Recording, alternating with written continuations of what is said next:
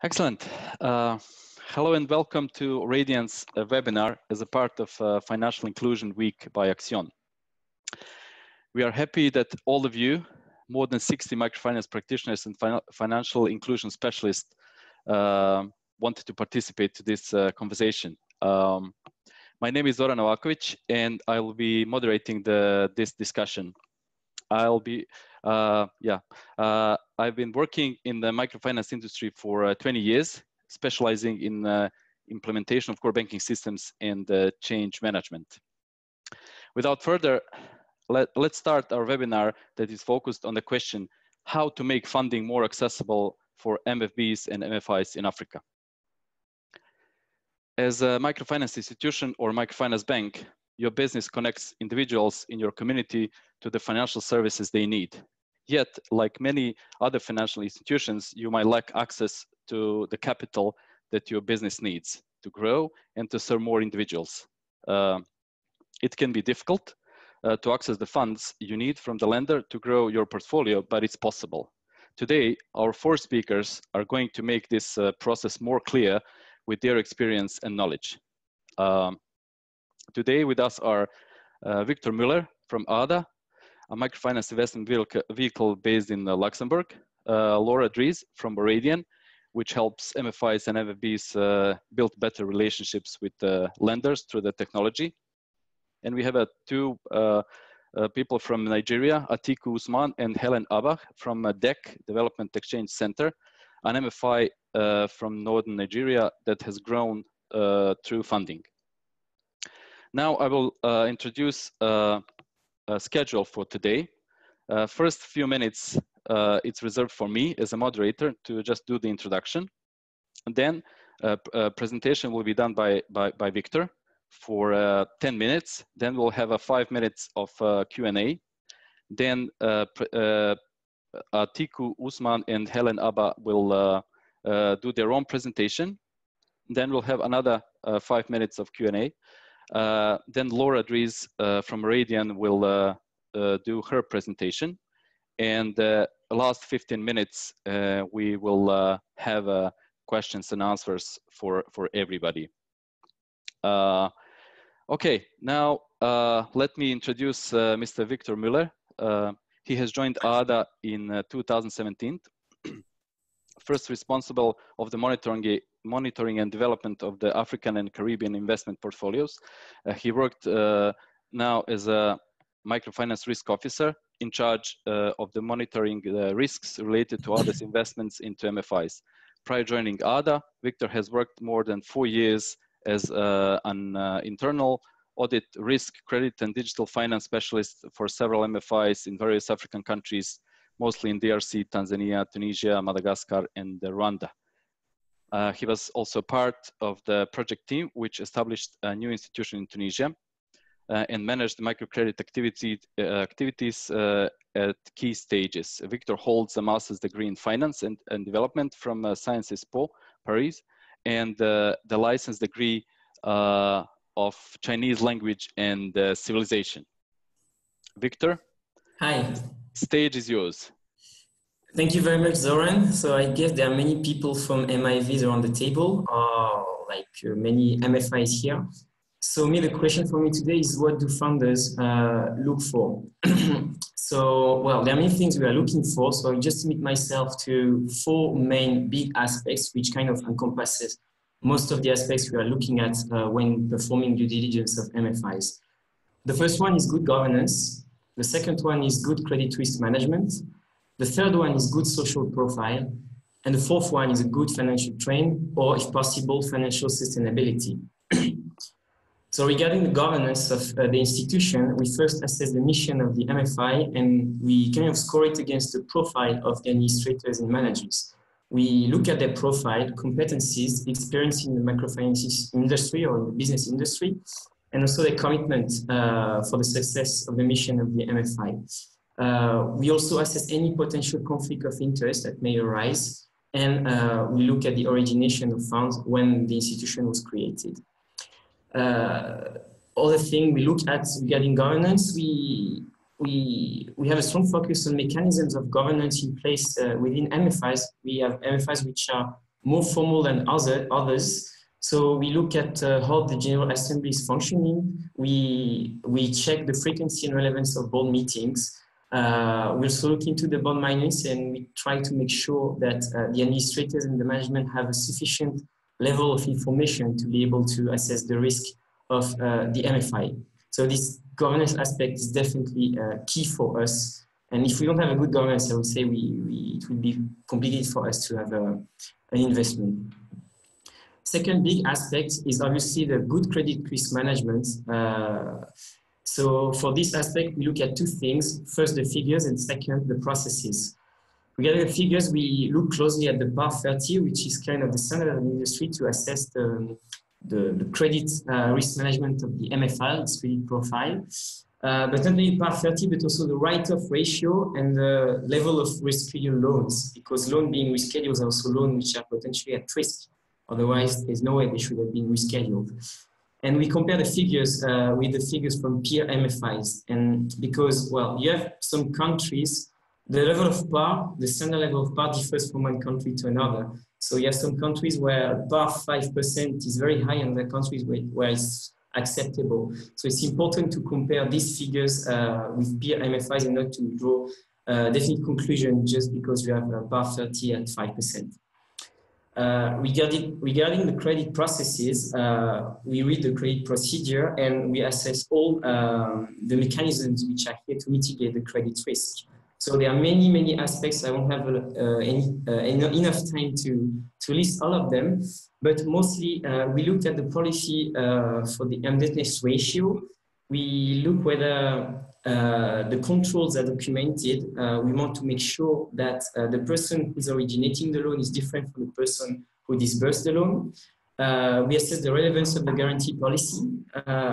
We assess also if there are some tools which are in place to perform a good monitoring of the portfolio as a whole. In case there are any, we assess the relevance of action plans which have been put in place by MFIs in order to fight the portfolio at risk or improve the quality of the portfolio.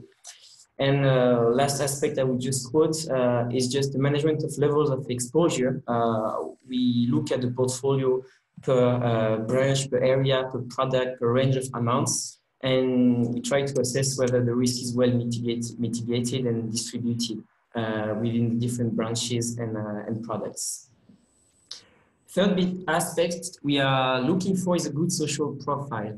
So here, us as an MIV, we strongly believe in the double bottom line principle, which means that we believe MFI should be able to achieve financial sustainability while ensuring a good social impact.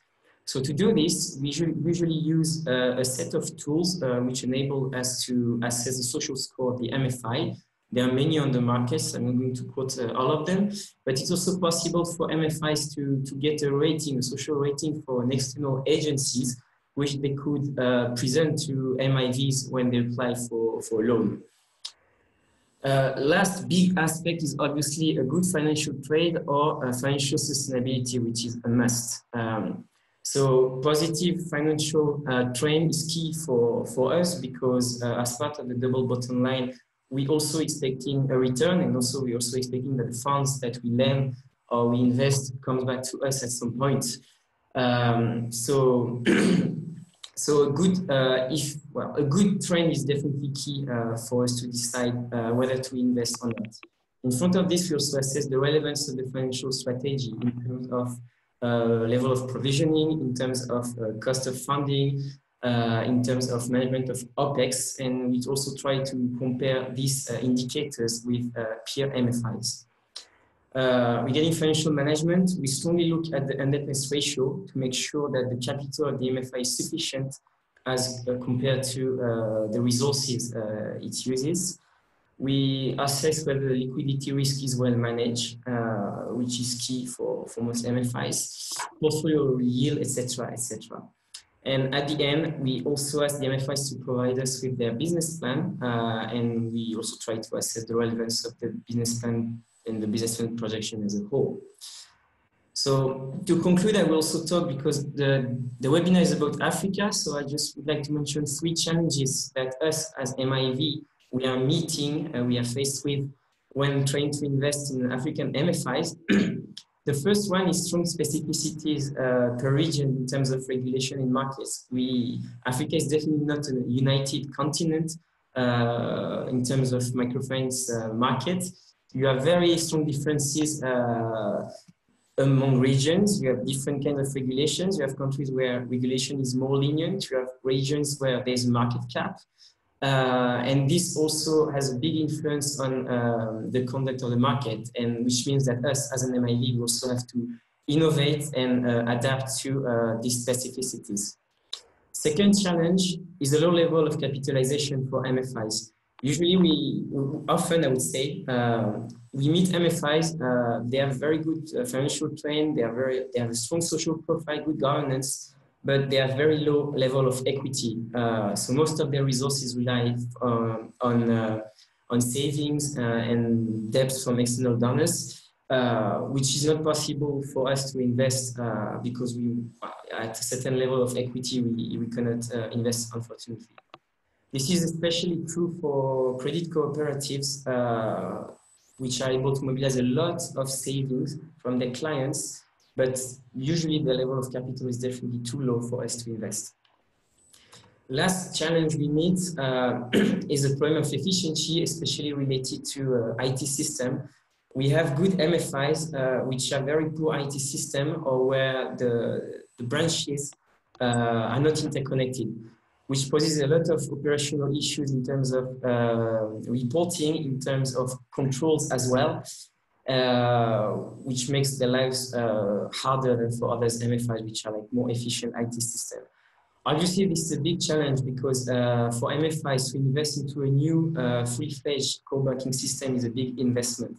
But it's also one of the key messages we'd like to display maybe today in this webinar, to incentivize MFIs to try to find solutions so that they have an IT system which complies with the standards of the market, so they get more efficient and they're able to be also more responsive when talking to MIVs like us. Thank you. All right. Thank you, Victor, very much. Highly appreciated. And now we have 5 minutes for questions and answers. So I'm asking all of the attendees and other panelists to ask questions to our friend Victor. Please, you can actually raise your hand if you have any questions for Victor, and then I'll allow you to talk.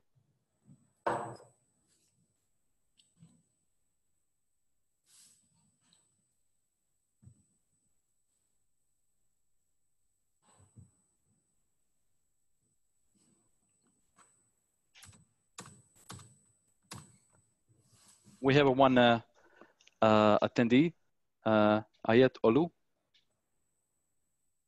Ayat, can you hear us? Yes, can you hear me? Yes, very loud and clear. Please go ahead. Oh, okay. Thank you, Victor, for your quick presentation on MIV. Thank you for the job well done, and thank you for what you're doing.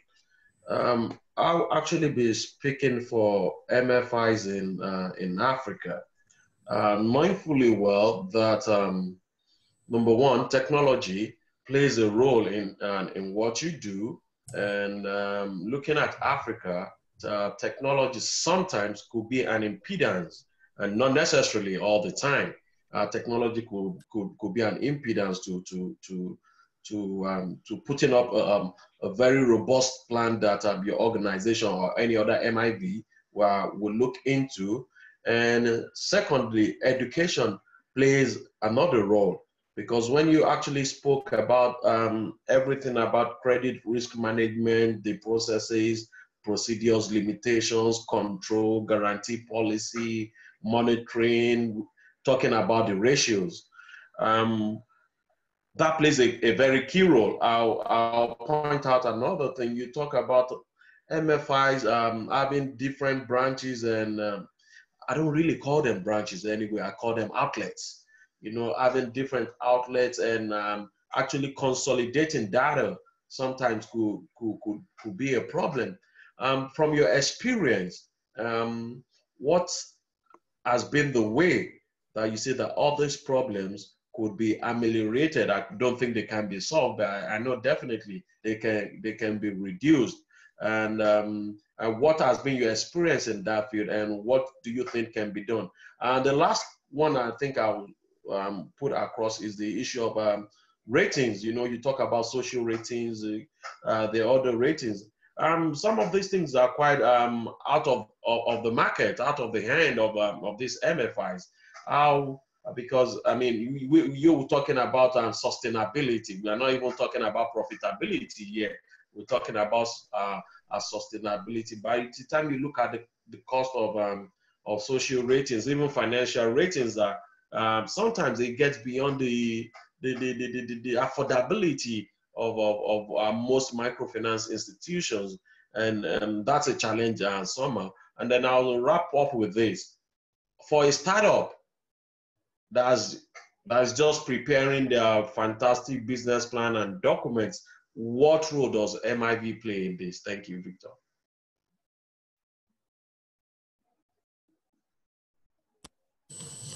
Thank you for your questions. So for the first question, if I understand you well, is how to tackle impediments for MFIs to get like fundings. So you mentioned many aspects like insufficient technology, lack of education in terms of financial management or ratios, I don't know. Problem of consolidating data within outlets. Yes, that's true. These are impediments. I don't have any magical formula how MFIs can tackle them, but what I can tell you is that, well, in Africa, you see, you meet more and more MFIs which manage to meet the standards regarding these different criteria. So of course, we all know MFIs where the IT system is not integrated, where it takes like a month to get consolidated data for the reporting, and then it makes it difficult to effectively manage the MFI efficiently. But we also meet like new efficient MFIs which have implemented these solutions and which are very performant. So I don't think like African MFIs are doomed or burdened forever with this. I mean, it's a question of competence mostly, because you can't implement like a new efficient IT system if you don't have people on board who know what they are talking about. So this challenge is key for smaller MFIs which had been created from scratch by local people which don't have necessarily like the competencies to manage a big IT project. Yes, it's also true that MIVs like us and other organizations are also trying to help these MFIs to put them on the right track. So not only in terms of financial help, but in terms of technical assistance in general to upgrade their IT systems. So, well, I don't have, as I said, I don't have any magical formula, but definitely I would encourage MFIs to look at solutions to become more and more efficient and keep up with the pace of the market, because technology is already playing a key role in the industry. And also for MIVs, well, there are many packages that they're kind of offering to partner MFIs so that can improve their IT system and performance and processes in general. So I hope this answers your questions, even if I know it's not perfect. Regarding your second question, well, I mentioned the ratings when talking about the assessment of social performance. Well, you have many ways of assessing the social performance. Of course, you can purchase a rating from, I mean, you could pay for a rating from a rating agency, but you can also do it yourself. There are many tools available on the market that you can use, which are like free, open source. And I see some MFIs which are doing their own social assessment of the performance. And then they provide us with this report, and it gives you a good overview about what's going on in the MFIs in terms of management of social performance. Of course, this document is not sufficient, and you still have to go on the field to perform the due diligence mission and verify if these aspects are effectively implemented or respected. But well, so I don't think it's such a big investment for an MFI. I mean, it doesn't require too much technical skills, but it requires to have a process in place, like at least someone who does a social assessment, I don't know, on an annual basis maybe.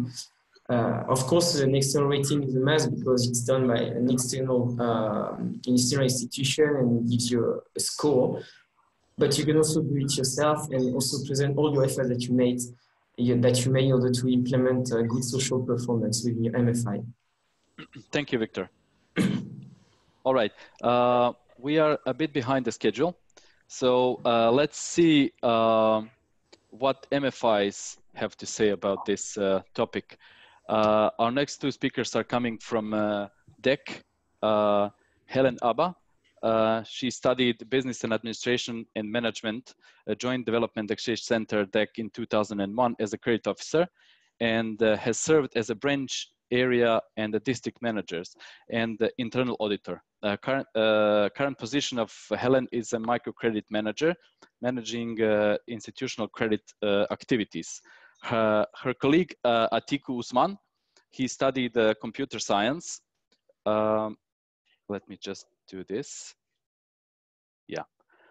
He studied computer science, joined the Development Exchange Center in 2007 as an IT officer and served as an IT manager. Current position is head of knowledge management and communications. His personal achievements include the implementation of 2 management information systems, including the InstaFin.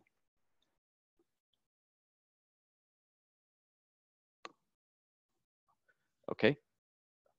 I think I just... I appreciate the introduction. It's great to be speaking with all of you today. Yeah, Yes.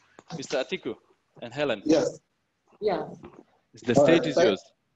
All right, thank you, Zoran. We appreciate the introduction. It's great to be with all of you today. We'll be speaking on behalf of Development Exchange Center, also known as DEC. Over the years, DEC has secured funding from both local and international development funding partners or government agencies. This was achieved through development of proposals to these local and international partners. As a result of this, we have received both grants and commercial loans from various partners or agencies. Particularly when DEC first started the microfinance in the early mid-90s or thereabout.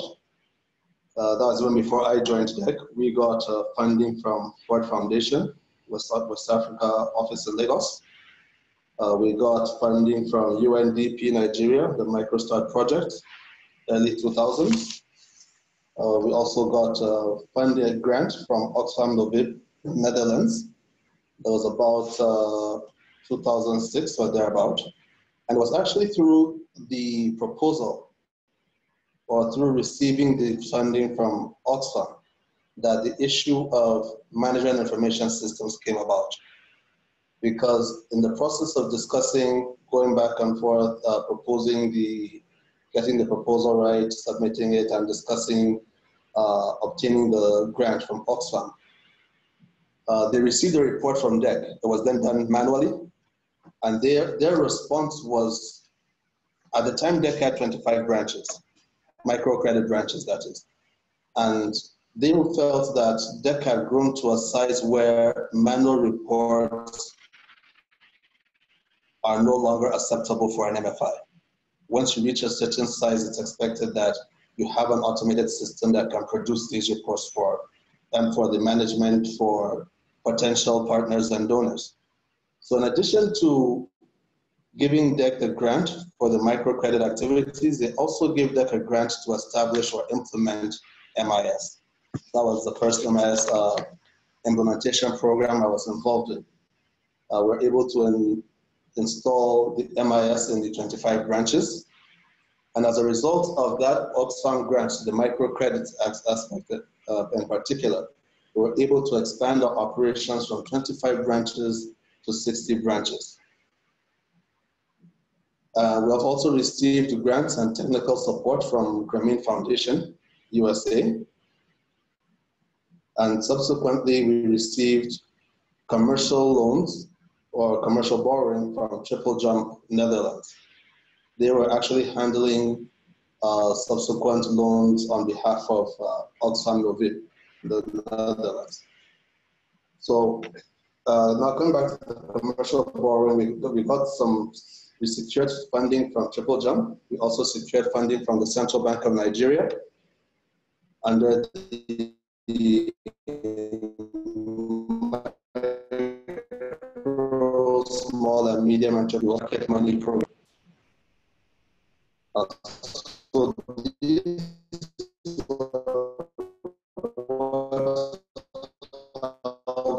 activities. One of some of our experiences thus far has been, of course, the implementation of the MIS to facilitate accurate reporting, timely reporting, internal control measures, and so on. We've also been able to expand much quicker because we've secured the funding from various grants or commercial borrowings. But the challenges we've encountered also are that it's rather difficult getting funds or securing funds from local finance institutions. For example, the Central Bank of Nigeria or Bank of Industry. I remember the Micro, Small and Medium Enterprise Development Fund, for example, was established in Nigeria around 2013, from 2016, 2015, 2016, thereabouts. Partially because of the conditions attached to it. Eventually, in Nigeria, there's also something that took place in the banking sector called the bank verification number.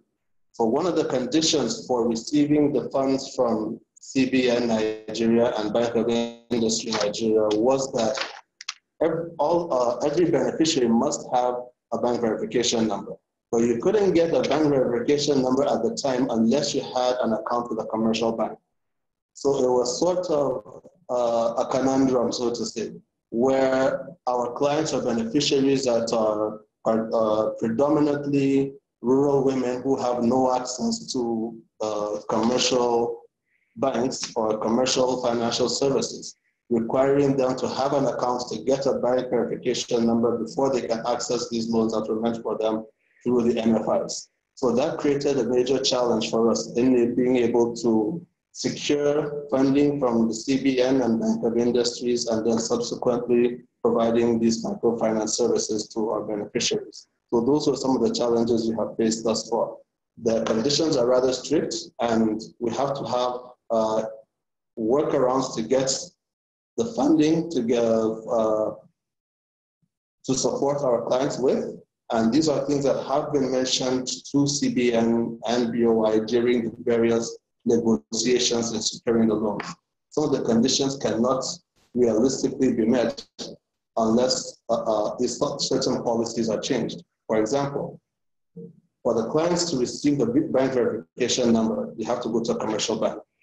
There are traditions, especially for us in the northern part of Nigeria and the extreme north, where there are traditions where women, for example, our clients are predominantly women. So these women are not permitted to go just anywhere. They have to get permission from their husbands, their parents, their fathers, and so on. So even if they're dealing with debt, we've had instances where they're permitted to come to our office, but they can't go to the commercial bank to get the BVN number registration or enrollment done. So that created a challenge for us. Okay, so Atiku, related to other investors, did they have a similar requests, or they have something else that you can share with us? Okay, sorry. So considering other investors, I think the major one we've had was that from Novakovic and Triple Jump, in which case they required the MIS to be in place to provide accurate reporting, so that it also provides a means for investors to identify or to know the integrity and transparency of our operations, the financial sustainability, and so on, because everything now will be generated from an automated system rather than a handwritten report or a manual report submitted to them. The idea was a handwritten report could be full of errors, you could doctor it and so on. But having an automated report is more authentic. Thank you very much. Helen, do you have anything to add to Atiku's presentation? Yes, thank you very much. For us in DEC, DEC started as a resource center for the sharing and exchange of development information with women groups. We have continued to pursue this broad objective of empowering women through the provision of entrepreneurial skills. And in this, we understand that access to financial service is key to driving any development project, because the poor will always want to have a continuous and permanent access to financial systems in order to build their families and economic security. The bulk of our clients, as it is today, we have over 180,000 clients cut across the rural areas. Now we observe that access to financial services to enable them build their businesses is they are limited. And so the need for us to continue to pursue the financial inclusion strategy. As in 2012, the Nigerian government launched the National Financial Inclusion Strategy.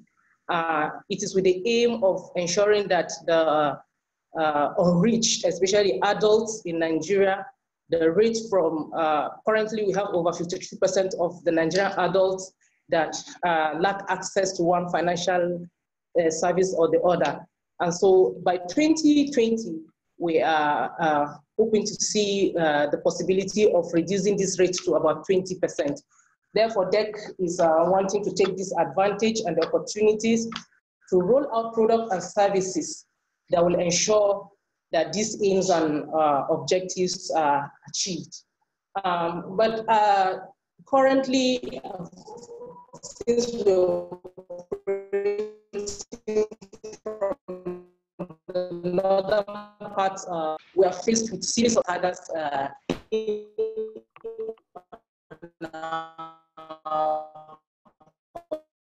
Helen? Helen, I'm sorry. We cannot hear you. You're breaking. Over the period, we have had a loss. Helen, can you hear us? We had to write some part of our loans. Helen, can you hear us? Yeah. Oh. I'm sorry. We didn't hear the last couple of sentences. All right. Okay.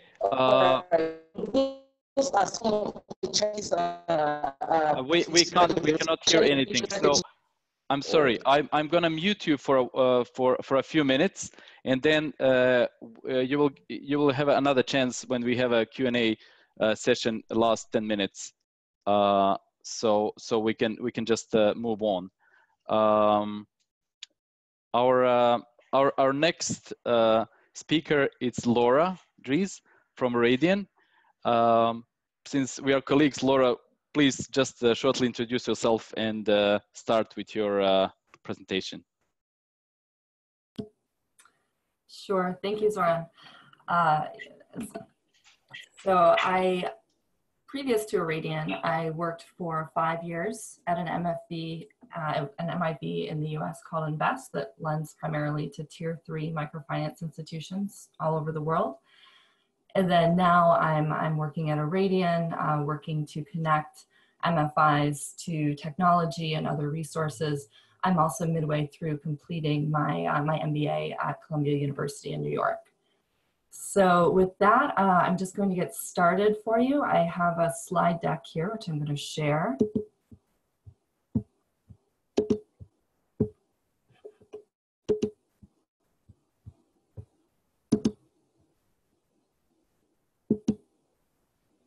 Okay, hopefully you can all see that. Yes. So yeah, I just want to say it's a pleasure to be here today, and I'm just going to be speaking about, from my experience as a lender, about how MFIs and MFBs can meet funders' requirements during the due diligence process. So I wanted to start off with this quote, which is on the screen now, and it's taken directly from Oradian's white paper on this subject entitled The Roadmap to Funding, which I highly recommend everyone who's interested in this subject check out. I wanted to start with this quote because it highlights an aspect of the due diligence process which is often not explicitly talked about, and that's the aspect of building trust and building confidence with your funder. Basically what this quote says is that things like truthfulness and transparency are just as important as the numbers you actually show to a lender. And so throughout this presentation today, I'm going to be speaking about how MFIs and MFBs can work to build that trust. So if an MIV is interested in lending to you, they will start what we call the desk review portion of the due diligence process. And that often starts with an information request that maybe looks a little bit about like what you're seeing on the screen. You know, they're asking for a lot of information, a lot of reports. They might want to see your policies, a lot of ratios. And I just want to shed some light on kind of the rationale behind why we're asking for so much information up front. So beyond just needing this information to do our investment analysis, we're also looking for two other things. One, we're trying to assess what you're going to be like to work with as a partner. We're considering lending you funds for 3 to 5 years potentially, and I like to say, if a partner is difficult to work with at this stage when they're trying to get money, how are they going to be down the line once you actually start lending? And so that's one aspect. The other aspect is that when we're talking about deals of this size, we're talking about anywhere from a few $100,000 up to $1 million per transaction. The person who's actually conducting the due diligence on you is not going to be able to adjudicate that loan on their own. They're going to need to go to their investment committee, write a credit memo, present your institution for funding. And so they're essentially sticking their neck out on the line for you. And so they need to be able to, answer any single question that could be thrown at them about your operations or any number on your financial statements. So I hope that shed some light on kind of why we ask for that stuff. It doesn't change the fact that it is really onerous for the institutions that need to comply with those requests. However, I am seeing trends where MFIs are developing, are adopting better core banking systems, often that are real-time and cloud-based, where you're able to access a lot of this data just with a few clicks, rather than using an on-premise system that needs to be consolidated and could take a lot of time to get this information. So everything I've been talking about here just kind of adds to this idea of building transparency with your funder. And what I mean by transparency are three things. So when you get these information requests, are you responding to them quickly, completely, and clearly? So quickly just being in a timely manner, clearly being in a method or a format that international funders can understand. So that might mean using IFRS guidelines when you're creating your financial statements. And then completely, so not leaving any information out that the funder would need to make a fiduciary decision. Now, of course, we all know that people come to microfinance for different motives. So there are some funds out there which are purely profit-driven. They're just looking at the business aspects of a transaction. Other ones, like we heard from Victor earlier, Abah, also have, that social mission. And so they want to know if they lend to you, how much social impact is that going to have? And so a lot of that has to deal with, who are the end beneficiaries of your institution? And so funds that have, like this mission as well, in addition to asking for all the financial data, they're also going to be asking for a lot of social metrics when they conduct their due diligence. So again, this is something that can, really add to the burden of the MFI if you don't have a good way of tracking this information. And, a good core banking system can help with that. So now we're towards the end. I just want to leave you with a couple anecdotes from my own experience in lending, which I hope will kind of help illustrate some of the concept I've been talking about today in terms of building trust. So these are mistakes that I think we can all avoid in this process. So the first one is sugarcoating. So I was at a regional microfinance conference. I met a woman there who told me about her MFI. I hadn't heard about it previously. She said that the par 30 was 2%. She said it wasn't profitable, but it was almost break even, and that, you know, she would achieve profitability next year. I said, you know, I'm very interested. Please send me financial statements as soon as you're available. And she did so. And when I opened them, I looked at them, and the par 30 was 4%, you know, which isn't bad. You know, it's not a bad par 30, but it's not 2%. And her idea of almost break even was actually operating at a net operating loss of 10% in the second quarter, which is, you know, maybe not how I would have qualified that. And so I'm looking at those statements. It's not like, you know, she had a bad MFI or, you know, I wasn't interested, but it's just that disconnect between how she presented it up front versus, you know, the actual numbers, which left me thinking, if there was a problem, is she going to tell me the truth about it? And that kind of brings me to the second point, which is failing to preempt bad news. Or really, we can look at this in a positive light as a way of building trust, and say, you know, this is preempting bad news can go a long way of building trust with a funder. And what I mean by this is that, you know, as funders, we know that life happens. We know that currencies are volatile. We know that natural disasters occur. We know that fraud happens at MFIs. We know that bad business decisions happen sometimes, and that's okay. So one thing I've seen that really goes a long way to build my trust is that when a partner or an MFI submits financial statements and they know that there's some number on there, or, you know, there's something on there that doesn't look great, rather than waiting for me to go back and ask about that number, they will just preempt that with an explanation. They'll say, hey, you know, I know our deployment's down, you know, the par 30 is a little bit up. It's because we opened, you know, 3 new branches last quarter, and we expect to go, you know, to go down in the future. So again, preempting it, not hiding anything, and then talking about what you're doing to rectify the situation. The third one I have on there is sending reports with human errors. Now, I have unfortunately been in the embarrassing position of having to go into the office of an MD of a financial institution and ask them why their balance sheet doesn't balance. That is embarrassing for me. That is embarrassing for them. It should never happen. And the reason it happens every time is because of human error. So, you know, they're consolidating statements, some error gets in there, they're trying to get me the information as quickly as possible. But it, you know, it's embarrassing and it's unnecessary. And, you know, I understand that it happens, but it does kind of erode that confidence. And the last one on there I have is sending reports in a wonky format. Now, I don't know if wonky is a good word here, but what I mean by that is that when you are, you know, trying to apply for international funding, try to make sure that your reports are going to be intelligible to an international audience. So I know that, you know, all of these countries, a lot of the countries have their own accounting systems or own ways of reporting, which is fine for internal documents. But when you're working with outside funders, try to conform with international standards, so IFRS or GAAP guidelines in your reporting.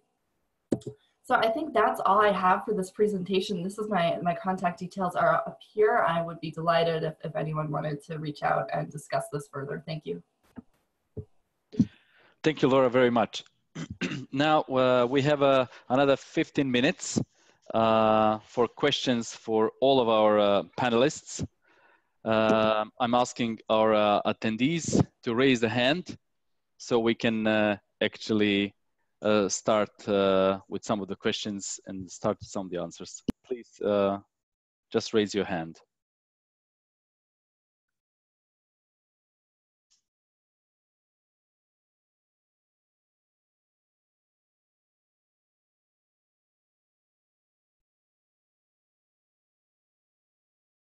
We have one question.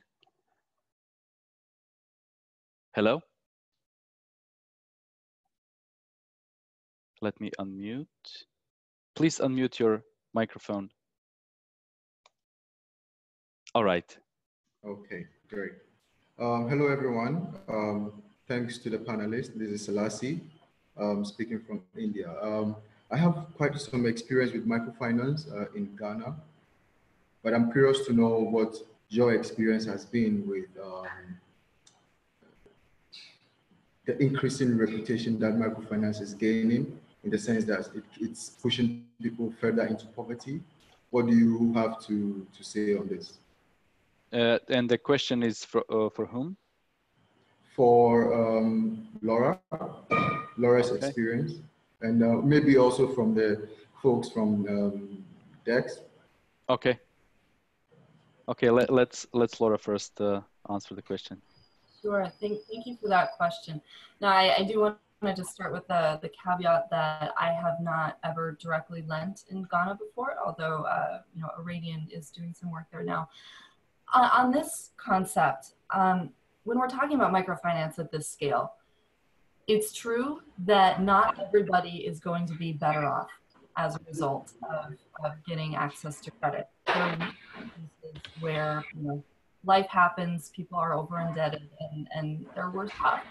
But we have to look at it from a broader scale of, you know, are those few examples enough to prevent us from, you know, from anyone getting access to credit? And basically, from my experience in funding, I know that if an MFI is operating properly, it's in everyone's best interest for the client to succeed. It is not in the best interest of a financial institution to lend so much to a client that they default on their loan, because then the par 30 for the institution goes up. It can't access funding from Invest or Abah or anyone else. And so if the incentives are right, it should be in a way that they are not over-indebting the client and are actually helping them succeed, because then that helps their metrics and they have clients which are repeat borrowers, which drive down business costs. And I just want to share one quick example of, you know, I used to lend to an MFI in Bolivia. Bolivia has one of, you know, the poorest public health systems in the world that I know of. And so this MFI I lent to actually, you know, would operate healthcare clinics, you know, not because they were, you know, an NGO necessarily, but just because they realized that healthy borrowers repaid better than sick borrowers, and, you know, alive ones better than dead ones. And so I think you just need to look for institutions where incentives are aligned, and, you know, those ones I think majority will be positive, but I don't know the exact situation you're referring to. Thank you, Laura, very much. We have another question from Mr. Ayat. Hello, can you hear me? Hello, can you hear me? Yes. Well, I just want to respond to the question asked by my dear friend from India. I've been a lender for almost 20 years, and I can tell you categorically that his statement is not really far from the truth in some situations. But I'd like to let you know that the first way to mitigate such an action is having a good plan even before you give out your loan. And secondly, there's a great need for monitoring and evaluation. And staff efficiency and productivity is key. You actually need to conduct a very good and a continuum of risk assessment and looking at ways in which you mitigate against such risk. But as you have, because sectionalization of services is not really done very well, you have the economic contribution that makes people go into poverty and getting over-labored with loans, because, I mean, an entrepreneur has about 10, like 5-10 microfinance banks coming, institutions come and get loan, and I can tell you, everybody needs money at every point in time. So there's a great need of good monitoring and evaluation, because if you give somebody your money and you don't get to go back there in like 2-3 weeks when you're meant to be there every day, I mean, money is really, everybody spends money real fast, and you know, these people, they really have need. So I agree with you, in some situations, microfinance has not really done pretty well, not because microfinance on itself is bad, but most organizations forgets to look at the nitty-gritty that will help out in achieving such a great and credible impact of their services. That's just my contribution. I'll leave the floor open before I ask another question. Thank you. Thank you very much, Ayat. Atiku, Helen, I hope your connection is much better now. Do you have anything to add to your presentation? And we can actually continue with the questions. We have another question from Joseph. All right. Thank you very much. I hope you can hear me. Yes. Hello. All right. Just to add to the questions raised by our audience, we all are sure that microfinance is not a silver bullet to eradicating poverty, but we understand that it has proven to be effective way of facilitating funding to the people who need it the most. We know that for us, for instance, the practitioners, out of every 10 beneficiaries you will get, we know that 9 of them will always testify that yes, they are better off than they were before, accessing the facility. So for us, we believe microfinance has done a great deal in terms of poverty eradication and helping people to come out of their poverty level to an acceptable standard that at least for us, like for instance, that the focus is on women. A woman can be able to send her child to school, which previously the children are at home without any form of schooling, and then they can be able to eat well. So I think that has done a great deal, improving the living standard of our people. Thank you very much, Helen.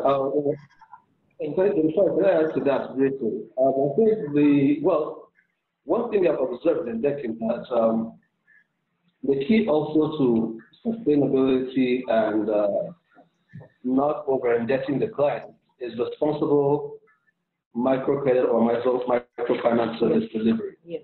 We also have to be mindful of the conditions in which our clients or beneficiaries live and ensure that we are not providing financial services that will worsen their situation instead of making it better. So I believe microfinance institutions also have a responsibility to make sure that whatever service we're providing is actually generating the desired results and outcomes rather than worsening the situation. Okay, we have another question from Mr. Joseph. Hello, Joseph. Can you hello. Yes, hello, how are you?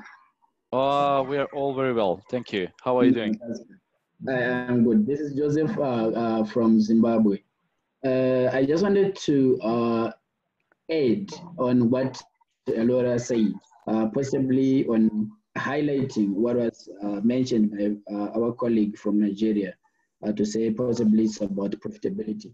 In some instances, some of our impact, the impact that microfinance is supposed to make in the market, it's not visible. Why? Because people are after a profit, but it's all about how do we end up at profit. Like what Laura said, to say you also need to mention your social goal. And following the example given by Laura to say they were giving incentives, I found it also very helpful in changing people's lives, to say your incentive must be also biased to social responsibility. Like giving an example, I work for Wizard. Wizard is a microfinance in Zimbabwe. We also have incentivized our product to say if anyone is getting a loan from Wizard, if the client fell sick, Wizard and admitted maybe possibly in hospital for 2 days, Wizard is to jump in and give that person $50, that client, to pay for the bills. So in them, they are saying these guys, they are partners with us. We're actually changing them, like what Laura said, to say a healthy client is also a good. And also we're actually creating trust. It will be very difficult for a client to move from to another organization, or it will be also difficult for a client to say, what actually are we, why do I need to move? And also in terms of funding, normally these guys here in Zimbabwe, they go for interviews.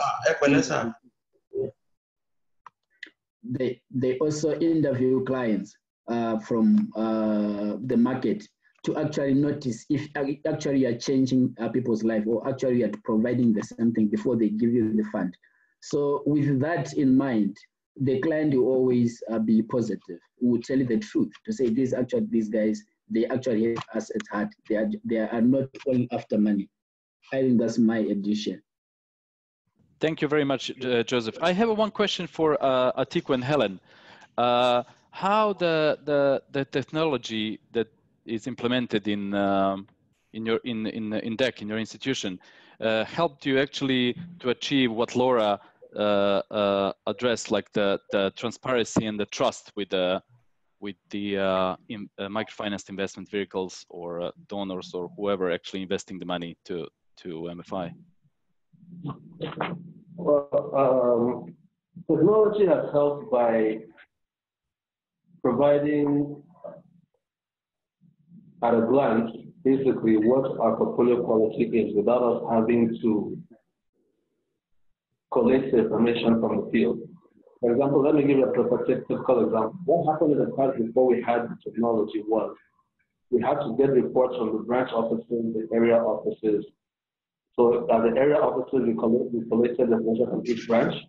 And then at the head office, we have to collect for all the areas before we come up with a unified report. I presented that to either the donors, management, board, and so on. So because of all those manual collation or consolidations, there was prone to errors.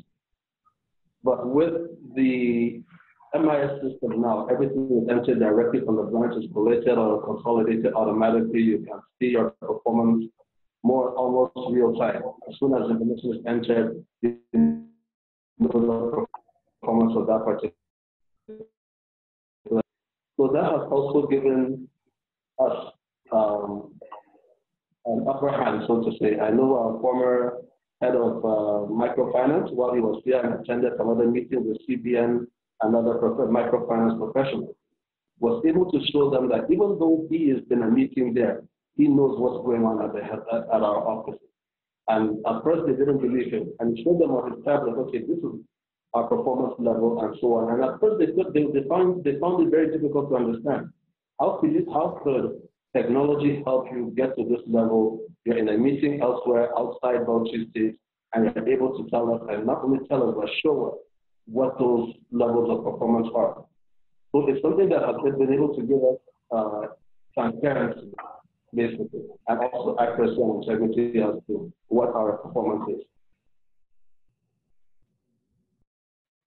Thank you very much, Atiku. We are very close to an end of our webinar. I will ask our panelists if they want to add something more to this discussion. Victor, do you have anything to add? No, actually, I think it was very complete. I think we both brought different aspects to answer the general question of the webinar. But I'm available in case you have any question, and email me or contact me. Okay, no problem. No problem. We are recording this webinar, so if some people are interested, we can actually send it over, and we will also share the presentations presented in this webinar. Just that was one of the questions asked by people. Laura, do you have anything else to add? Nope, I'm good. This has been fun. Thanks, guys. Excellent. Thank you very much. I've seen Mr. Selassie is still raising his hand. Oh, so really? No. Yes. Okay, so one more question, just to find out from experience again.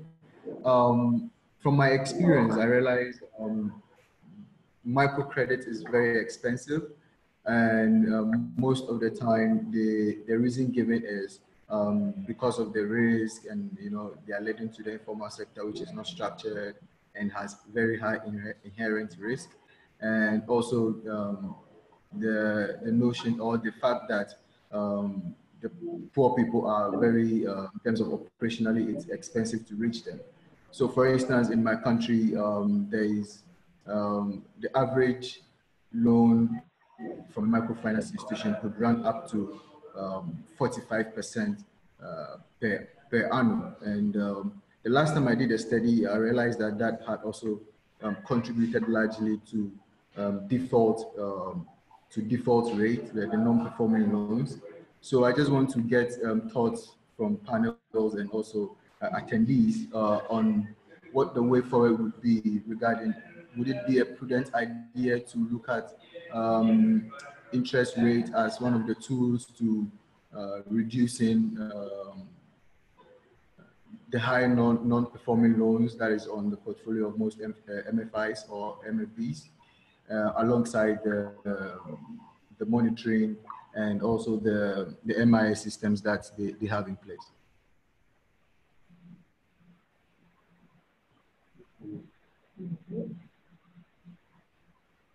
Hello?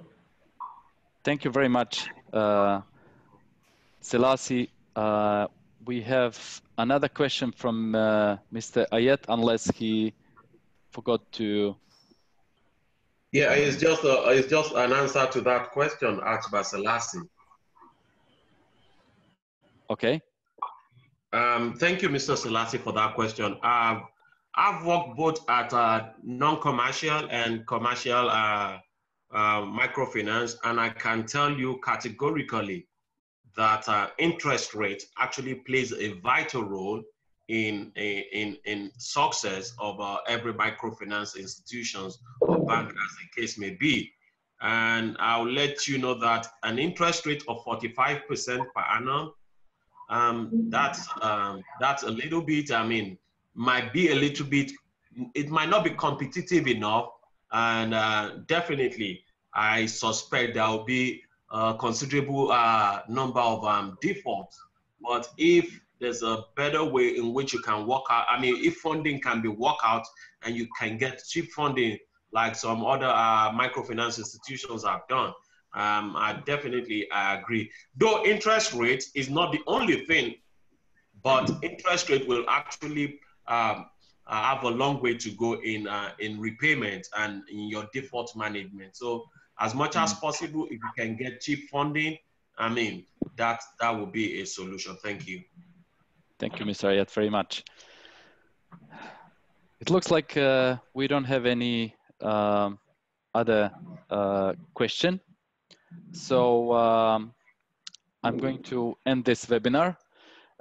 Thank you very much for your participation, for your presentations, and for all of your questions. I hope we have raised some of the issues, and we have also responded on some of the challenges raised by our panelists and other attendees of this webinar. Thank you very much again, and I hope I'll speak to all of you very, very soon. Thank you very much. Thank you, everybody. Thank you. Thank you. Bye-bye. Thank you. Atiku, thank you. Sanu. You're welcome. Yayade.